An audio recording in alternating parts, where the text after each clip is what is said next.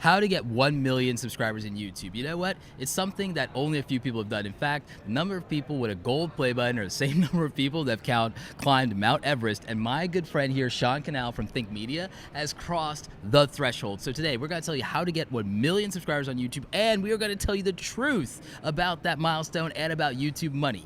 So let's jump into the video. Hey everybody, this is Roberto Blake helping you create something awesome today with the amazing Cannell. How's it going, buddy? Man, pumped to be back on the channel. Yeah, no, it's great to have you here. I love doing stuff for you. In fact, we already did an interview over on Video Influencers. You guys definitely want to check it out. Link is in the info card and in the description down below. So Sean, you recently crossed the YouTuber threshold, the dream of dreams for most content creators, 1 million subscribers. How's that feel? Dude, it's crazy. It's overwhelming, super grateful, and also kind of makes you reflect because the journey on Think Media to hit 1 million was really a 10-year journey. It was a 10-year journey. In that 10 years, how many videos uploaded to the channel? You know, it's right around 650 actually. So okay. Quite a kind of a low amount, but the opportunity I think with specifically ranking videos and having a lot of videos that have generated a lot of views over years has helped. No, that's amazing. And that's a very interesting number. In fact, a lot of you guys probably know that I've been working this year on a case study with our friends over at TubeBuddy, the #1 SEO tool for YouTubers. Linked in the description if you guys want to check that out. 20% discount code with code Roberto's Buddy. But the reason me and TubeBuddy have been studying this, we were fascinated, and we found something very interesting, Sean. Did you know that most YouTube channels, we did a case study on over 3 million channels, 20 million public videos. We found that on average, to get to 100,000 subscribers, it's like 800 videos that people produce to cross the threshold for 100,000 as silver play button. And for a gold, it's well over 1,000 videos on average. And yet, with 600 very intentional videos, you managed to beat that milestone. Yeah, I think that intentionality might have been part of that. You know what I mean? That sometimes the amount of videos you have, and this is maybe an important thing to mention because some people do everything on one channel for their whole career, and maybe their early videos are their education, and those aren't the videos that maybe did the best. I experimented and practiced really on other channels. Right. And so going into Think Media or even Video Influencers or now Think Marketing, I almost had my practice season and my really making mistakes and lessons and learnings that really started before being highly intentional and strategic and basically knowing what I'm doing as I started uploading, videos that truly triggered growth. So Think Media wasn't even your first channel. I remember that you actually, you'd work for other people, you'd done stuff with churches, that's how you got your start, and that's a big part of your journey. And then you had your Sean Thinks channel. You obviously have even started a new channel, but you were able to experiment, make mistakes, grow and learn, and then apply all those lessons to your third channel, Think Media? That's right. And that's where you saw the massive traction. Exactly. And so I think that's, all the tips you give out that are so valuable. Clarity is power in knowing who you're trying to reach, what kind of content you're going to produce, and even understanding, with the power of TubeBuddy, SEO, titles, and you rank a lot of videos as well. And and so some of these videos, on the journey, there's probably been one that was near 4 million, a couple that were at 2 or 3 million views. How many do you think that you have that are 1 million views? I have an interesting theory that having a few videos that have 1 million views is actually part of the traffic that you need for relevancy to get to the 1 million milestone. On average, I usually see channels that hit 1 million subscribers have somewhere between 5 and 12 videos that have over 1 million views. How many do you think you have? That's right where I am at. I think it's probably about 5 to 7 videos that are over 1 million, and some, have multi-million or 1.5 or Yeah. No, that is a big deal. I saw that happen with Peter McKinnon. I saw that happen with a lot of people, and it's been pretty consistent. The more I analyze channels that reach that milestone, what they seem to have in common. You obviously teach a lot of people about YouTube. You have the book that you wrote with our friend Benji Travis, YouTube Secrets, that we talked about here on the channel before. I'm going to link to that video if you guys want to check it out. But have you noticed any commonalities in the channels that you've helped and coached and with your own experience in channels that reach 1 million subscribers? What do those channels have in common? Well, I think actually a big unlock, there's probably a lot of differences. It could be a prank channel. It could be Casey Neistat and vlogging or Peter McKinnon. It could be music channels. But for me, I think the key thing to think about is a business term called TAM, and that is the total addressable market. I think that's thinking about the fact that some niches may never reach 1 million because the market is not large enough. That's interesting. That makes perfect sense. There may not be, for example, 1 million people for a sewing and knitting channel, but there's obviously millions of people for a Star Wars channel. Sure.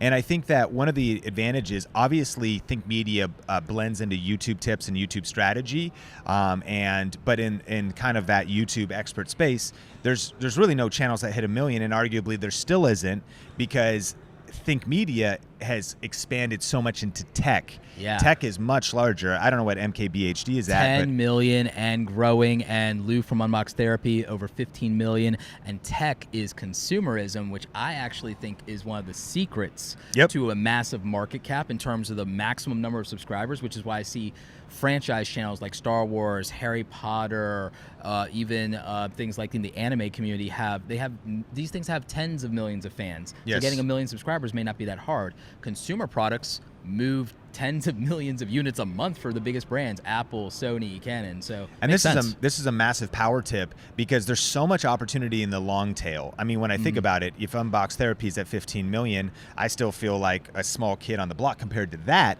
with just 1 million, but that's the longer tail. But then I think about how many people that are successful, crushing it in tech, that have multiple hundreds of thousands, that have 80,000, even 35,000, that have 15,000 and a niche audience and are talking about some aspect of just Sprint phones or just certain types of tech. And so that's actually an encouraging thing. Whatever your YouTube ambition, you want to think about how big can that market cap, that total addressable market be, and realize there's a lot of action to play in the long tail around that. So an actionable tip for you guys right now, I love actionable advice, would actually be to look at who the biggest player in your space is. Maybe even look at their early beginnings, look at their humble beginnings. I always like to go back. I remember PewDiePie did 100 videos to get to 2,500 subscribers. Mr. Beast did 100 videos to get to like 790 subscribers. Poor Marquez made 100 videos to get 74 subscribers. I watched their 100 video milestones. And so when I think about that, it's the journey, like you said. The other thing I saw that channels with 1 million have in common is most of them, the average lifetime of their career on YouTube has been about 7 years. You've been at this for 10 years. And that shows the importance of just staying in the game. People want things to happen fast. They usually don't. Do you remember when you got your first 1,000 subscribers? Yeah, I mean, Think Media, again, was probably kind of a blind spot. I think that sometimes, like, even when you want to figure out your niche or your uniqueness or your strength, it's sitting right there, but it's sometimes hard to see the forest through the trees. Yeah. So I was focusing on my personal channel. I was doing gift ideas for Christmas series. I did all kinds of stuff over there, and I was experimenting with affiliate marketing. Even as I started to do video influencers with Benji, I was not realizing that my biggest influence was like my best camera for YouTube video on Think Media and some of the tech videos I was doing. And so I know this, that when I went full time, was really because I lost all my freelance clients, October 2015, and Think Media was at 16,000 subscribers. And then by the time I hit 20,000 subscribers is when I had replaced my full-time income with affiliate marketing and YouTube ads. 20,000 is about when I first started watching you. And so that was early stage Think Media. I hit 1,000 probably somewhere in like 2002 or 3. But again... Oh, you mean 2012 or 13? 2012 or 13. Yeah, YouTube didn't exist yet, guys. Yeah. And so, and because I was putting out some videos, but as I look back in hindsight, probably a huge lesson I learned was the power of focus. Yeah. And I was very unfocused. I was spreading myself too thin, too soon. I was focusing on different projects, different channels, trying to, I think it's good to write ebooks and good to try to build email lists and do things, but I just kept working on other projects and not really focusing really on Think Media. When Think Media took off was when I started being truly consistent, truly strategic, and truly dialing in all my energy like the Death Star. Yeah. And just concentrating that laser, right on one really, single point. That's right. And then things really started to pick up at the end of 2015. So recently, you guys know I started doing my YouTube income reports, sharing with you guys what I make on YouTube. I want to ask more content creators this question. So you have a 1 million subscribed channel. You guys get a ton of views, hella views. I'm a little jealous. What does that look like in revenue from an AdSense standpoint, if you feel open to share that? And then we'll talk about other revenue streams in your business model. Yeah, so from an AdSense standpoint, we're around 1.8, 2 million views a month. Okay. And that is looking like around we just had about $10,500 AdSense month. Okay. And one of those things that we've done recently as a kind of a separate strategy has started to focus on turning on more ad placement in videos that are longer. I've started to do that as well. And so that's helped kind of scale up the revenue. Our CPM is a little bit higher. It's not as high as like real hardcore business channels or hardcore personal finance channels and stuff, but we have a pretty high CPM that kind of ranges. 8 would be low for a video, right? And a lot of times like 12, 13, it could be 15, and some videos go higher. I've seen that be consistent in the tech space, and something that's not talked about is there's different tiers, if you will, of ad rates for completely different niches and verticals. There are some channel-specific elements, but you'll find that's consistent within that range. The hardcore, more business stuff, a lot of the stuff I do, my range, I'm happy to share with everybody, is usually 16 is low for me, high is 25, 28, averages out to about roughly 22 consistently. Yeah. And for the amount of views you get, though, for the amount of views you get overall, and because you do so many different topics, your revenue is consistent proportionately with the amount of views that I tend to get right now. Right now, I'm in that slump of about 250,000 views a month, but I'm on the road to ramping up again. And that comes out to like maybe about somewhere between 2,000 and 3,000 for me. So proportionately, it all shakes out about the same there. But it's interesting because this is something I want to bring up because it's this deep mystery. And then also people think that AdSense is the game, but you and I both know that you have multiple revenue streams and that AdSense is probably one of the smaller. Absolutely. If you guys can imagine that, we're talking about thousands of dollars being the smallest revenue streams. That's not a flex. This is just the truth. Yeah. And so we have $1 million company now. I mean, and so in 2019, we hit 1.2 million top line revenue. And I think that... Congrats on that. I appreciate it. And I think that also, even saying that, people might be like, dang, but I think a lot of times people haven't maybe seen the full picture of business. There's cost. You guys have a team. And I invest heavily in people, other content creators now. And we also invest a lot of energy in creating really a pretty stacked out value ladder. I mean, when you break it down, there's YouTube ads, there's affiliate marketing, we have our own live event. By the way, none of this has to do with video influencers either. So that's actually a separate business that I run with Benji. Exactly. And we operate that separately. And so that's just this kind of the Think Media brand. We've got digital courses, we've got a membership course, now we have a mastermind, speaking, consulting, and I would say that not only has it been my YouTube climb, but the journey to that number has really been a 10-year journey as well. Absolutely. And my skill set and in even learning business acumen, setting up automation, as well as putting the team around. And so again, that's not a solo creator number. And I think that as we're scaling, we're really trying to take care of our people as well. So that's so important. Yeah. You encouraged me. I ended up hiring a great and wonderful person to be my operations manager, Andy Rivera. She is my right hand. I feel like I was insane to do this for 6 years without her. Like this is like this is like one of the best things I could have done. And I've seen how much value you've got out of hiring a team, and I know that might feel out of reach for a lot of people, but guys, you start out with little things like freelancers for one-off little things and projects. Maybe even you look at hiring friends and family. I mean, those are things that you can look at that could help you scale. Sean, what are some of the myths, real quick, lightning round, like what are some of the myths that you think still exist around getting 1 million subscribers on YouTube and how to grow on YouTube, period? I mean, I think one of the myths would be that if you hit 1 million, you've made it. I think because the work doesn't stop. I mean, you could coast a little bit, but you always got to roll your sleeves up and get back to work.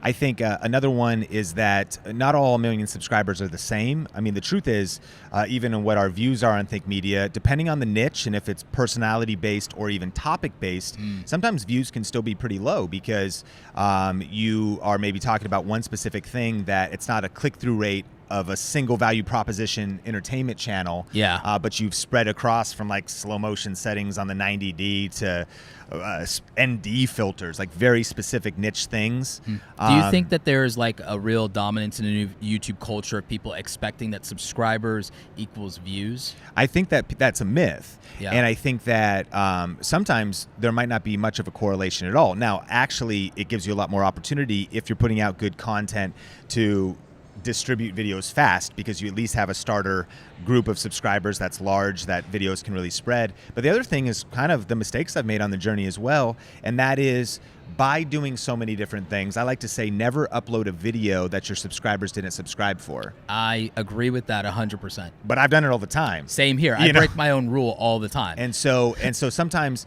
the two things that can get you to 1 million, one is actually just being in it for a long time. Yes. You kind of just get there by putting out the content and you compound interest. Compound interest, but a lot of those accounts are probably, they've stopped being active. Yeah. They're probably not even seeing the videos, and it can be very hard to reach your own subscribers. Yes. And then also the mixture of subscribers that have they came because they just want to learn about cameras, so they don't care about YouTube tips. So having a fragmented audience means you're going to have inactive subscribers. 100%. Also just the lifespan of viewer attrition of like, hey, those people aren't into that anymore. They moved on. Especially like if you start with a young audience, they grow out of things very easily, very quickly, very fickle. We were all kids once. We know it. Yep. It's like you all know that you wanted that drum set and then you never became a rock star, right? Okay. Hashtag rock star if that's true for you.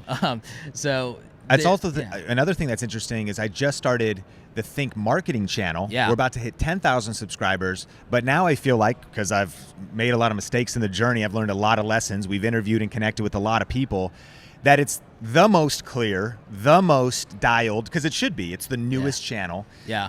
And now we are about to cross 10,000 subscribers. It's also our video podcast, but it's also funny to watch like click-through rate. Like Think Media can't really get a very good click-through rate. What's the normal click-through rate for that? A lot of times 4.5 is great. That's what's great for me too. Because of also having a lot of subscribers. But Think Marketing is getting like 8, 9, 12, 13 because it's young, because the subscribers are active, but also because the value proposition is super clear up front.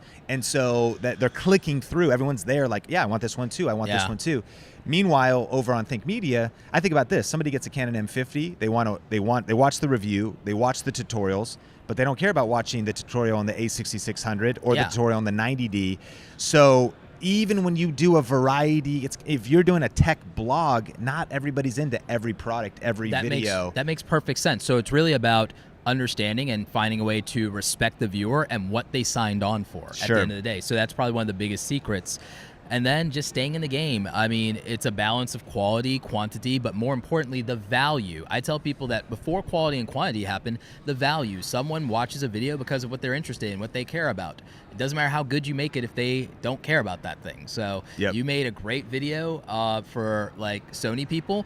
If you're a Canon person, you don't care. That's right. That's how it is. So I think we internalize that and we take it as rejection, but it's really just down to people want what they want. Yeah, and I think there's different channel strategies. I mean, Think Media is heavily optimized for ranking videos, and it's the long tail of a specific video. Yeah. Meaning that initially, and sometimes it's funny because you get like trolls and people that don't even understand how YouTube works. They'll say, man, you don't get that many views. And I'm like, 2 million a month is pretty good, bro. You have 2 subscribers, so I don't know what you're talking about. Exactly so. Like, but they're not seeing the long tail when you put out those specific views about Sony, about Canon or whatever, and it's a tutorial video. Yeah. Those videos are being watched a year later, 2 years later, 3 years later. Still driving affiliate links in Amazon and so on and so forth. Still getting new subscribers into the funnel, getting people onto the email list, doing all kinds of things for you. 100%. So it's kind of it's understanding a different perspective. Again, you look at a Casey Neistat, maybe huge influence.